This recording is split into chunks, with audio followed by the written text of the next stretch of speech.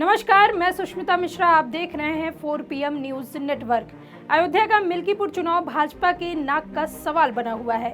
भाजपा अपने माथे पर लगे कलंक को मिटाने के लिए भरसक प्रयास कर रही है और किसी भी तरीके से मिल्कीपुर चुनाव जीतना चाहती है, जिसके लिए बीजेपी ने जातिवार मंत्रियों की तैनाती मिल्कीपुर में की है, जो जनता के बीच में पहुंचकर वोट मांग रहे हैं। आपको बता दें कि 2027 के विधानसभा चुनाव से पहले मिल्कीपुर उपचुनाव भाजपा सपा के लिए प्रतिष्ठा का सवाल है। वहीं उत्तर प्रदेश में हुए 9 सीटों पर उपचुनाव में बीजेपी ने 6 सीटों पर जीत दर्ज की, जिसके बाद भाजपा हर हाल में मिल्कीपुर में भी चुनाव जीतना चाह रही है। पार्टी ने प्रत्याशी घोषित करने के साथ ही जातीय समीकरण बिठाने भी शुरू कर दिए हैं। मिल्कीपुर में जातीय समीकरण के हिसाब से ही मंत्री प्रचार करेंगे। मिल्कीपुर में योगी के साथ मंत्री प्रचार के लिए उतरे हैं। प्रदेश में पदाधिकारियों को बूथों की जिम्मेदारी सौंपी जाएगी। इन सबके बीच भाजपा के लिए अपनों को मनाना सबसे बड़ी चुनौती है। बता दें कि टिकट न मिलने से कई नेता बीजेपी से नाराज हो गए हैं और उन्होंने चुनाव प्रचार से दूरी बना ली है, जिनको मनाने के लिए योगी की फौज उनके घरों पर जा रही है और उनको मनाने में जुटी हुई है। आपको बता दें कि भाजपा प्रत्याशी चंद्रभानु पासवान के नामांकन के बाद जल शक्ति मंत्री स्वतंत्र देव सिंह और कृषि मंत्री सूर्य प्रताप शाही नाराज नेताओं को मनाने के लिए उनके घर पहुंच रहे हैं। बीजेपी हर हाल में मिल्कीपुर चुनाव जीतकर अपने माथे पर लगे कलंक को मिटाने की कोशिश कर रही है। मिल्कीपुर में सबसे अधिक करीब 1 लाख दलित मतदाता हैं।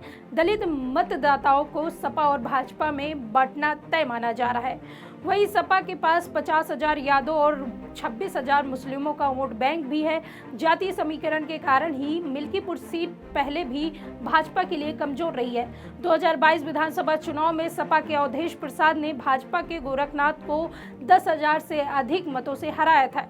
यही वजह है कि भाजपा इस बार कोई रिस्क नहीं लेना चाह रही है। वहीं मिल्कीपुर उपचुनाव में भाजपा के सामने सांसद अवधेश प्रसाद के बेटे अजीत प्रसाद के सामने अनुसूचित जाति वर्ग के चेहरे को ही उतारने का चैलेंज था। यही वजह है कि भाजपा ने पासी समाज से आने वाले चंद्रभानु पासवान को उम्मीदवार बनाया। वहीं बीजेपी पार्टी उपचुनाव जीतने के लिए माइक्रो प्लानिंग कर रही है। भाजपा ने मिल्कीपुर में एक बूथ पर जातीय गणित तैयार कर लिया है।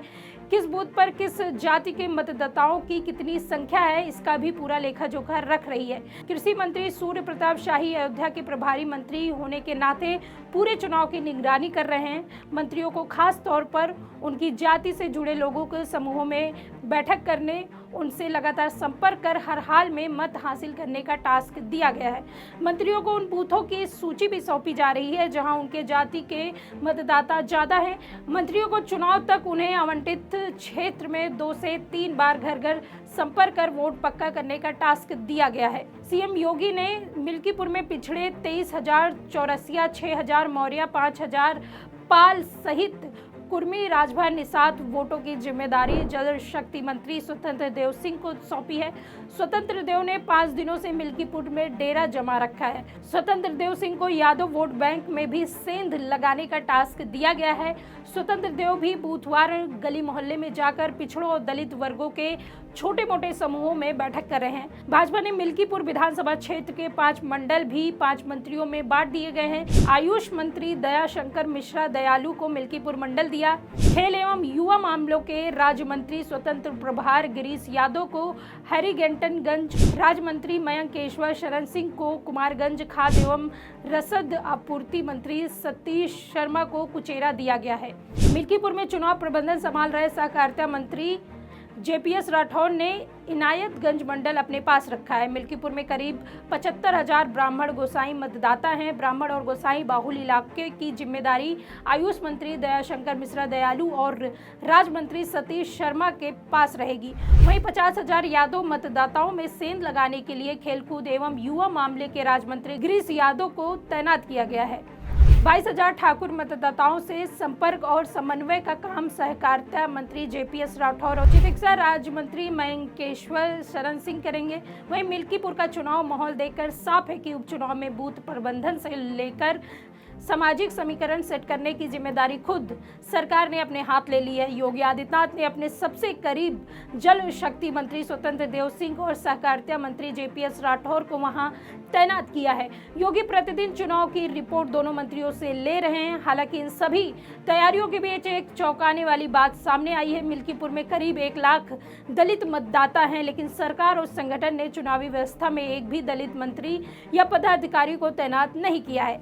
जबकि सरकार में बेबी रानी मौर्य, असीम अरुण और गुलाब देवी, दिनेश खटीक, मनोहर लाल, मन्नू कोरी, विजय लक्ष्मी गौतम और सुरेश राही दलित मंत्री हैं। लेकिन दलित मतदाताओं को साधने के लिए बीजेपी ने अभी कोई प्लान तैयार नहीं किया है। वहीं प्रदेश उपाध्यक्ष धर्मेंद्र सिंह सेधवार, एमएलसी अनीस पटेल और क्षेत्रीय पदाधिकारी पुष्पेंद्र पासी को चुनाव में लगाया गया है।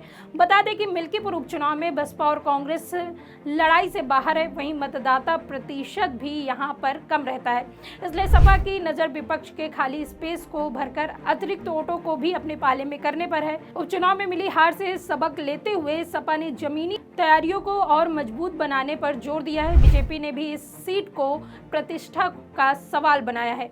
सपा के रणनीतिकारों का मानना है कि मिल्कीपुर में जीत सपा के उत्सव में बढ़ोतरी के साथ ही बीजेपी का मनोबल तोड़ने के लिए भी आवश्यक है। सपा पार्टी अपने पीडीए, पिछड़ा, दलित और अल्पसंख्यक रणनीति की सफलता को लेकर आश्वस्त है। वहीं जमीनी स्तर पर सामाजिक समीकरणों के हिसाब से वरिष्ठ चेहरे को लगाया गया है। पार्टी प्रत्याशी अजीत प्रसाद के पिता और फैजाबाद के सांसद अवधेश प्रसाद ही यहां प्रभारी हैं। उनके ही सांसद बनने के चलते सीट खाली हुई है। अवधेश प्रसाद भी पूरी ताकत से जुटे हुए हैं। जल्द ही दूसरे सांसद व विधायक भी यहां प्रचार करने नजर आएंगे। वहीं हर सेक्टर और हर बूथ पर कार्यकर्ताओं और पदाधिकारियों की वोटरों से संपर्क करने के साथ उनके बूथ तक लाने की जिम्मेदारी तय की जा रही है, जिससे किसी भी कारण से पार्टी के वोटर मतदान से वंचित न हो पाए। जानकारी के मुताबिक सपा मुखिया अखिलेश यादव भी चुनाव प्रचार में नजर आ सकते हैं, जिसको लेकर सपा का आरोप है कि चुनाव में सरकारी मशीनरी का गलत प्रयोग किया जा रहा है। नीचे से आए फीडबैक के आधार पर पार्टी ने इस एकलौते सीट पर हो रहे चुनाव पर प्रोएक्टिव रणनीति अपनाई है, जिससे प्रशासनिक दबाव की आशंकाओं को दूर किया जा सके। नेतृत्व की ओर से चुनाव आयोग को ज्ञापन देकर मिल्कीपुर की सभी 414 पोलिंग स्टेशनों की वेबकास्टिंग की मांग की गई है। पार्टी की मांग है कि वेबकास्टिंग का लिंक प्रत्याशी और मान्यता प्राप्त सियासी दलों को भी उपलब्ध कराया जाए, जिससे मतदान प्रक्रिया को वो देख सके। इस खबर में फिलहाल इतना ही। ऐसी ही तमाम राजनीतिक खबरों के लिए बने रहिए 4PM न्यूज नेटवर्क पर। मैं सुष्मिता, नमस्कार।